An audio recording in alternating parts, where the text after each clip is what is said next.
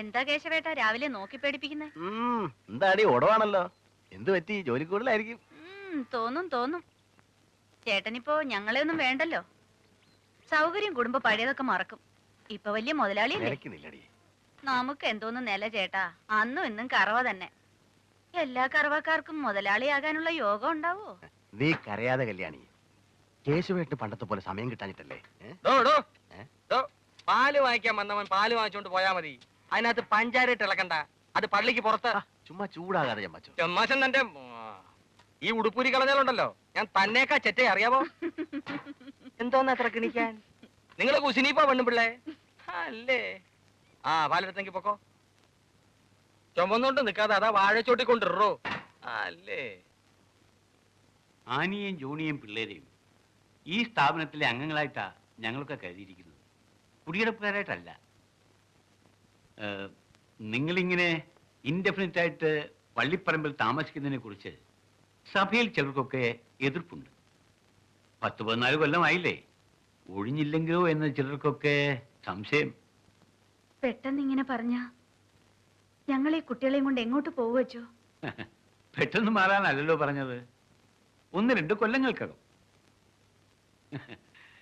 സമയം പോകുന്നത് അറിയുന്നില്ല അല്ലേ? അനാഥമന്ദിരത്തിന്റെ മതിലും ചാടി രജിസ്റ്റർ കല്യാണവും കഴിഞ്ഞ് പള്ളി വെച്ച് കെട്ടിച്ചേരണമെന്ന് പറഞ്ഞ് രണ്ടും കൂടി ഓടി വന്നത് ഓർമ്മയുണ്ടോ? അന്ന് രണ്ടുപേരും കൂടി പറഞ്ഞത് 2 കൊല്ലത്തിനകം ഒരു കൂര ഉണ്ടാക്കി മാറിക്കൊള്ളാമെന്ന. ജോണിയുടെ സ്വഭാവം അച്ഛനറിയാവല്ലോ. അവന് കിട്ടുന്നത് ചാണ്ടിയുടെ ചാരായ ഷാപ്പിൽ കൊടുക്കാൻ തന്നെ തികയില്ലല്ലോ. നിനക്ക് കിട്ടുന്നതുകൊണ്ട് സ്ഥലം വാങ്ങിക്കുമോ അതോ വീട്ടിൽ ചെലവ് നടത്തുമോ? ആനി വിഷമിക്കണ്ട. ഞാൻ പറഞ്ഞാൽ അരമനയെന്ന് കുറച്ചു കാലത്തേക്കൊക്കെ കേൾക്കും. കുറച്ചു കാലത്തേക്ക് മാത്രം, അത് ഓർമ്മ വേണം. എന്നാ ആനി വെക്കും.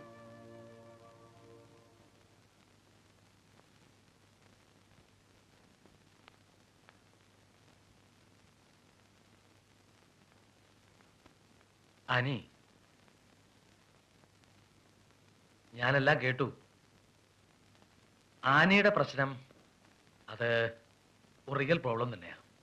ഒരു മദ്യപാനി മനസ്സ് മാറി നന്നാകുക, പിന്നെ അയാൾ പണം മുടക്കി സ്ഥലം മേടിക്കുക, അത് കഴിഞ്ഞ് അവിടെ ഒരു വീട് വെക്കുക, ഇതൊന്നും ഈ സമീപഭാവിയിൽ നടക്കുന്ന കാര്യങ്ങളല്ല. ഞാൻ ആലോചിച്ചിട്ട് നിങ്ങൾ രക്ഷപ്പെടാൻ ഒരൊറ്റ വഴിയേ ഉള്ളൂ. മീനുകുട്ടിക്ക് ഇപ്പൊ എത്ര വയസ്സായി?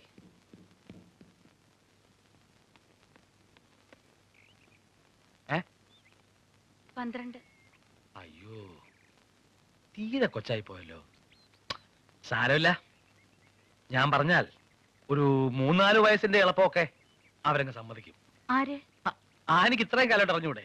എന്റെ ഒരു ഹോബിയല്ലേ അത്, പുണ്യപ്രവൃത്തി. നിർധനരായ സാധു ക്രിസ്ത്യാനി പെൺകുട്ടികളെ നഴ്സിംഗ് ജോലിക്കും പ്രേക്ഷിത വേലയ്ക്കും ഒക്കെ ആയിട്ട് ജർമ്മനി, ഇറ്റലി, ഡെൻമാർക്ക്, ഫ്രാൻസ് അങ്ങോട്ടൊക്കെ അയക്കുക. ആ കുട്ടികളും രക്ഷപ്പെടും, ആ കുടുംബവും രക്ഷപ്പെടും. ടീച്ചറേ, ചതിയാണിത്, ചതി. നഴ്സിംഗിനാണെന്ന് പറഞ്ഞ് ഇവിടുന്ന് പെമ്പിള്ളേരെ കയറ്റി അയച്ചിട്ട് കണ്ട മദാമാരുടെ വിഴുപ്പലകുന്ന പണിയാണ്. പട്ടപ്പാറ അച്ചോ, ആ കളി ഇവിടെ വേണ്ട. അവരുടെ കൊച്ചിനെ അവരെവിടെയും വിടുന്നില്ല. ഇവിടെ തന്നെ പഠിപ്പിച്ച് അവൾ ഇവിടെ തന്നെ കെട്ടിച്ചു വിടാനാണ് പോകുന്നത്, ഇല്ലേ ടീച്ചറെ?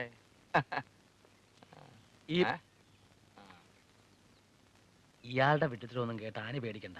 ഞാൻ കാര്യമായിട്ട് പറഞ്ഞതാ, പിന്നെ നിങ്ങളുടെ ഇഷ്ടം. ആ, ജോണി ഇപ്പൊ എങ്ങനെ? പള്ളിയിലേക്കും കാണാറില്ല. കുടിയുണ്ടോ? മദ്യപാനമൊക്കെ നിർത്തിത്തരാം. ഇതിനേക്കാൾ കൊടികെട്ടിയ കുടിയന്മാരുടെ കുടിയൊക്കെ ഞാൻ മുമ്പ് ധ്യാനഗുരുവായിരുന്ന കാലത്ത് നിർത്തിയിട്ടുണ്ട്. ഏതായാലും ജോണിയെ ഞാനൊന്ന് ഉപദേശിക്കാം. അനുഭവിക്കൂ.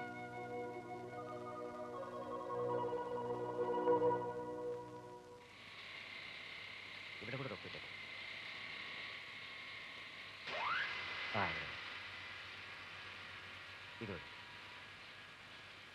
ഇത്തിരി അഡ്വാൻസ് വേണമായിരുന്നു. 100 രൂപ മതി. കാല് വയ്യാത്ത ഇളയ ചെറുക്കൻ്റെ കാര്യം പറഞ്ഞില്ലായിരുന്നു?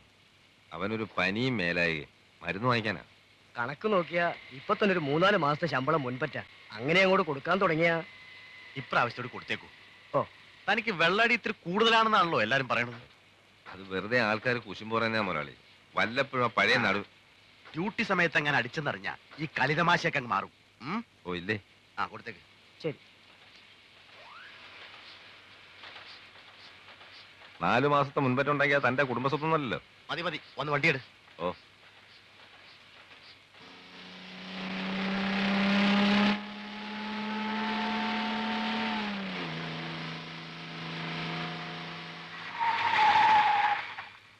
റേഡിയേറ്റർ പഴുത്തല്ലോ കൂട്ടാ.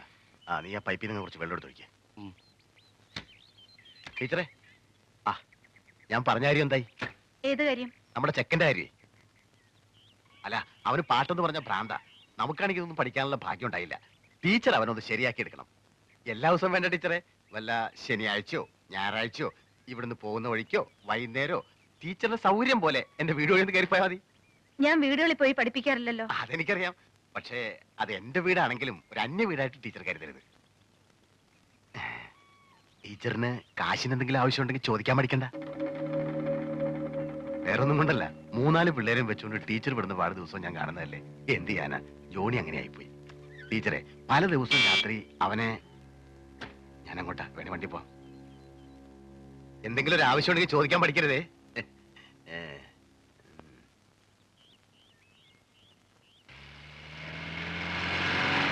ജോണി, ഒന്ന് നിർത്തോ. ഒരു കാര്യം പറയട്ടെ.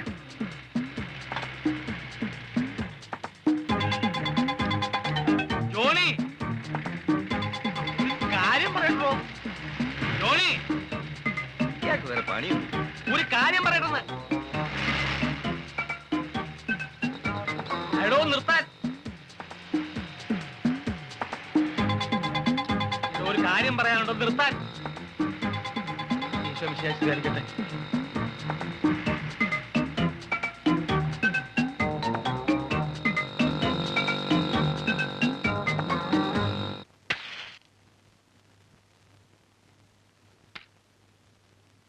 എന്റെ കർത്താവെ, മദ്യപാനികൾക്കെല്ലാം പൂർവാധികം ശക്തിയോടെ മദ്യപിക്കാൻ തോന്നിക്കണമേ. ഒറ്റൊരുത്തിന് മാനസാന്തരം ഉണ്ടാക്കരുത്. എന്നെ പട്ടിണിക്കിടരുത്. അടുത്ത മാസമെങ്കിലും ക്രിസ്ത്യാനിക്കാനുള്ള കാശ് നീ ഉണ്ടാക്കി തരണമേ ദൈവമേ.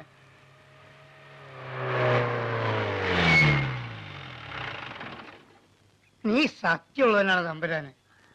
കണ്ടോ, തിരി കത്തിച്ചപ്പോഴേ നല്ല എണ്ണം പറഞ്ഞ കുടിയാരന് ഒരുത്തൻ വരുന്ന വരവ് കണ്ടോ. വലുതുകാലം വെച്ച് കയറിയട്ടെ. ആ ഇരിച്ച് കാലടിക്കുന്നതിന് അരമുട്ട free. മുട്ടയും കിട്ടിയൊന്നും വേണ്ട, തന്റെ കാലിങ്ങട്. ഇന്നെന്താ പതിവില്ലാതെ കാലത്ത് തന്നെ ഭയങ്കര അപകടത്തിന് രക്ഷപ്പെട്ട് വരിക. കടിക്കാണെടുത്തു. ചെല്ല് ചെല്ല്.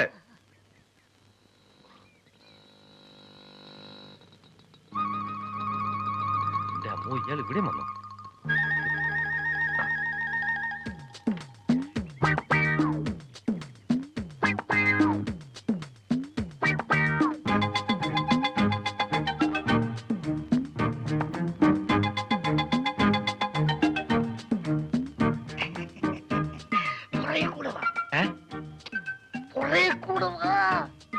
ഓഹോ, പുറകിലുണ്ടോ?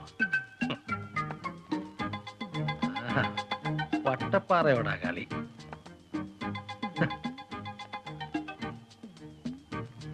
ഇങ്ങോട്ട് വന്നോട്ടെ. ഒരടക്കം മറയൊക്കെ വേണ്ട എന്റെ പൊന്നച്ചോ. എന്നോടൊരു വാക്ക് പറഞ്ഞിരുന്നെങ്കിൽ ഞാൻ ഇത് അവിടെ എത്തിക്കില്ലായിരുന്നോ? കയ്യിലുണ്ടോ ജോണി? ആര്? ജോണി, എങ്ങനെ? എന്താച്ചോ പ്രശ്നം? ആ ജോണി എവിടെ? ജോണി? ഏത് ജോണി? ആ ജീപ്പിൽ വന്നവൻ. ഓ, ജീപ്പിൽ വന്ന ജോണിയാ? എന്തിനാച്ചാ? അത് ഞാൻ അവനോട് പറഞ്ഞോളാം. ഓ, അപ്പൊ അച്ഛൻ മറ്റേന്ന് വന്നതല്ലേ അല്ലേ? ഓടോ, അവനെ മദ്യപിപ്പിച്ച് കുടുംബം കലക്കുന്നത് താനാണല്ലേ? അച്ഛോ, ഒരു സൈസ് മറ്റേ വർത്താനം പറഞ്ഞത് കേട്ടോ. കൈകൊണ്ട്. ഇതെന്റെ ചോറാ. പല കുടുംബങ്ങൾ കഴിഞ്ഞാലേ എന്റെ കുടുംബത്തിനൊരു നില വരൂ.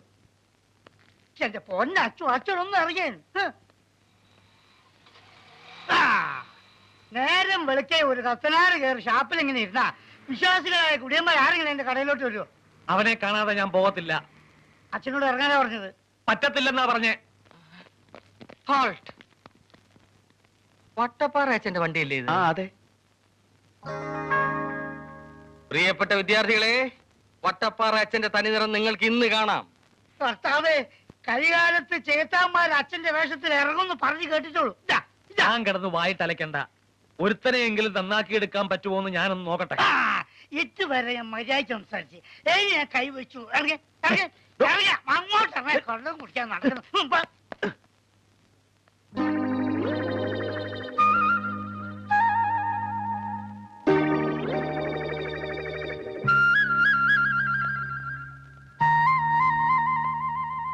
അല്ല, ഇത് പോയില്ലേ? ഞാൻ കുറച്ച് വേണോ?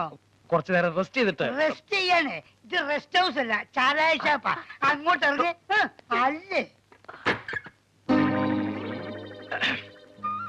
ഞാനിവിടെ നമ്മുടെ ജോണിക്ക് കുറച്ച് ഉപദേശം.